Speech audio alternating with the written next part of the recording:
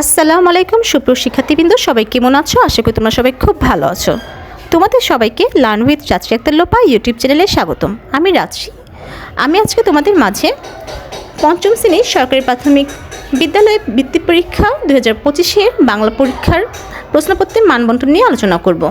আর প্রশ্নের কাঠামোটা কী থাকবে সেগুলো নিয়ে আলোচনা করব।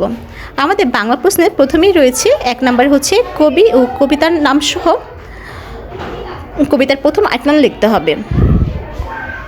মানে কবির নাম এবং কবিতার নাম লিখতে পারলে 2 নম্বর এবং 8 লাইনের জন্য 8 নম্বর, মোট 10 নম্বর থাকবে 1 নম্বর প্রশ্নে।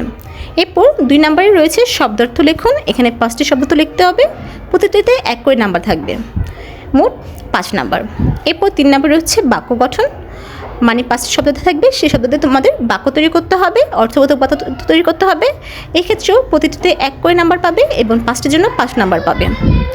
এরপর 4 নম্বর হচ্ছে শূন্যস্থান পূরণ করতে হবে 5টি, এক্ষেত্রেও 1 করে নাম্বার, প্রতিটিতে 5 নাম্বার থাকবে মোট। এরপর 5 নম্বর হচ্ছে বহু নির্বাচনী প্রশ্নের উত্তর লেখো। এখানে বহু নির্বাচনী প্রশ্নের উত্তর 5টি থাকবে, মানে হচ্ছে সঠিক উত্তর 5টিতে 5 নাম্বার থাকবে। 6 নম্বর হচ্ছে বিপরীত শব্দ কিংবা সমর্থক শব্দ আসতে পারে।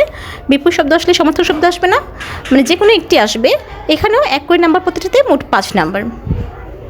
সাথে থাকবে হচ্ছে সংক্ষিপ্ত প্রশ্নের উত্তর। 4টি সংক্ষিপ্ত প্রশ্ন উত্তর লিখতে হবে, প্রতিটিতে 2 করে নাম্বার থাকবে, মোট 8 নাম্বার। এরপর 8 নাম্বার থাকবে বিস্তৃত উত্তর প্রশ্ন। মানে হচ্ছে বড় প্রশ্ন উত্তর লিখতে হবে। এখানে 3টি প্রশ্ন লিখতে হবে এবং 3টির জন্য প্রতিটিতে 5 করে, মোট 15 নাম্বার থাকবে। এই হচ্ছে 1 থেকে 8 পর্যন্ত। এরপর 9 নাম্বার থাকবে হচ্ছে কবিতা বা গদ্য অনুচ্ছেদের মূল ভাব লেখো। হয়তো একটি কবিতা দেওয়া থাকবে, সেই কবিতার মূল ভাব লিখতে হবে। আবার কবিতা না থাকলে একটি গদ্যের অনুচ্ছেদও কিছু অংশ তুলে দিতে পারে, সেই অংশটুকুর মূল ভাব লিখতে বলতে পারে। এক্ষেত্রে নাম্বার থাকবে 5। এরপর 10 নম্বরে থাকবে হচ্ছে ভাষারীতি পরিবর্তন বা পদ নির্ণয় বা ক্রিয়াকাল নির্ণয়। এটি ব্যাকরণের অংশ। এখানেও 1 করে 5টি থাকবে, 1 করে নাম্বার, প্রতিটিতে 5টির জন্য 5 নাম্বার থাকবে। 11 নম্বর থাকবে অনুচ্ছেদের পরে প্রদত্ত নির্দেশনা অনুসরণ করে প্রশ্ন তৈরি করতে, নয়তোবা প্রদত্ত অনুচ্ছেদে বিরাম চিহ্ন প্রয়োগ করতে হবে। মানে বিরাম চিহ্ন করে ঠিক রেখে নতুন করে আবার অনুচ্ছেদটি লিখতে হবে। এক্ষেত্রে 5 নাম্বার থাকবে। এরপর 12তে থাকবে যুক্তবর্ণ, বিভাজন ও শব্দগঠন 5টি। এক্ষেত্রে 1 করে নাম্বার, প্রতিটিতে এবং 5টির জন্য 5 নাম্বার। এরপর 13 নাম্বার থাকবে হচ্ছে এক কথায় প্রকাশ করো।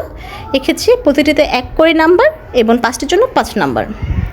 14 নম্বরে থাকবে ফর্ম পূরণ করো অথবা আবেদনপত্র লেখো। যদি ফর্ম পূরণ আসে তাহলে আবেদনপত্র আসবে না, আর যদি আবেদনপত্র আসে তাহলে ফর্ম পূরণ আসবে না। যে কোনো একটি আসবে। এই জন্য তোমাদের দুটোই পড়তে হবে, ফর্ম পূরণটাও শিখতে হবে এবং আবেদনপত্র লেখার নিয়মগুলোও শিখতে হবে। এক্ষেত্রে এখানে নাম্বার থাকবে 5।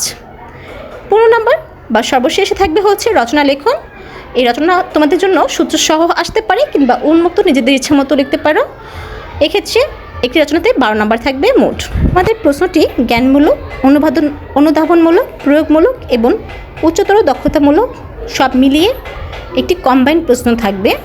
আশা করি তোমরা যদি বাংলা পরীক্ষাটা প্রিপারেশন ভালোভাবে নাও আর বোর্ড বইটি ভালোভাবে পড়ো তাহলে তোমাদের সর্বোচ্চ নাম্বার।